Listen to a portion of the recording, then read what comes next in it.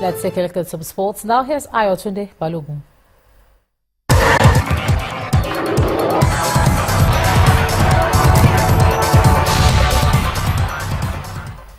Time now for some sports news, and we're starting off with women's football. Nigeria's Falconets have been drawn in Group B of the 2016 FIFA Under-20 Women's World Cup in Papua New Guinea.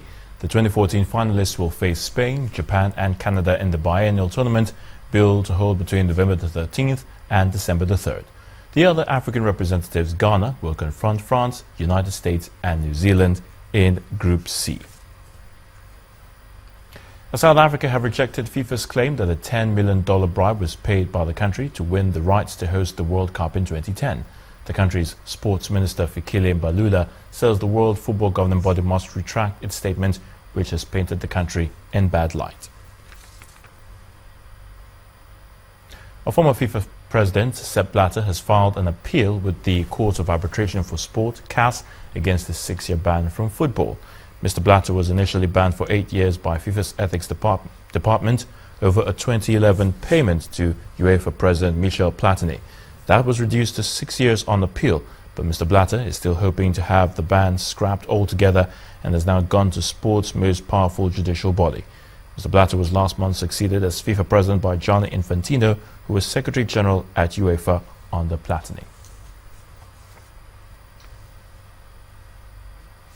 And that's a wrap in sports news. I'm Ayotunde Balogun. Ijoma will be back with the rest of the news at 10.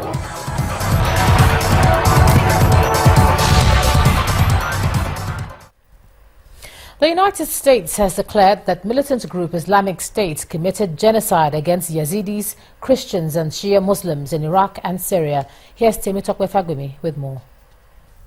The U.S. Secretary of State John Kerry had very harsh words for the Islamic State, whom he referred to as Daesh. He says the group is genocidal by self-proclamation, by ideology and by actions.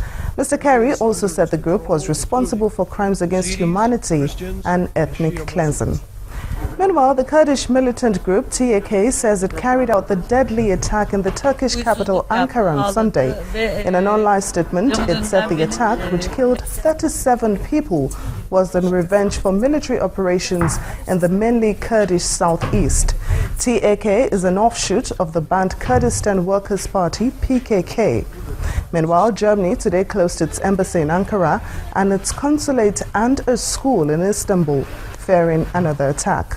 Finally, a senior governing party official has warned that South Africa risks turning into a mafia state as pressure grows on President Jacob Zuma over his links with the wealthy Gupta family. Gwede Mantashe made the comments after the deputy finance minister alleged that the Gupta family had offered him a government position.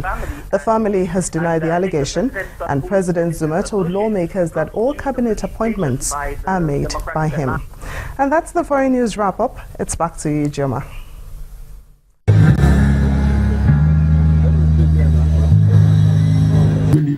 All right, those are the visuals you can see, and it's the body of the late Minister of State for Labour and Employment, Mr. James Ocholi, being taken to Kogi State in Nigeria's north-central region.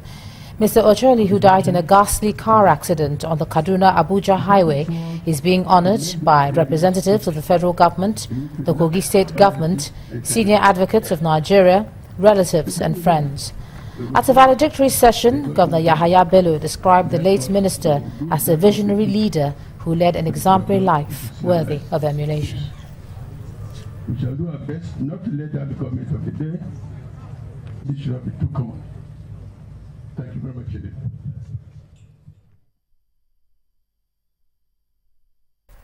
Mr. James Ocholi, may he rest in peace.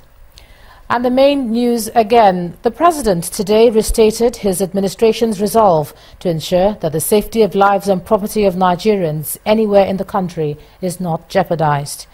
Also today, the Nigerian Army confirmed the killing of 2 of its soldiers in Rivers State, and this came barely 48 hours to Saturday's legislative rerun elections in the state. That's the news at 10 tonight. Thanks a lot for staying with us. I'm Ijoma Bunyato. Do have a good night.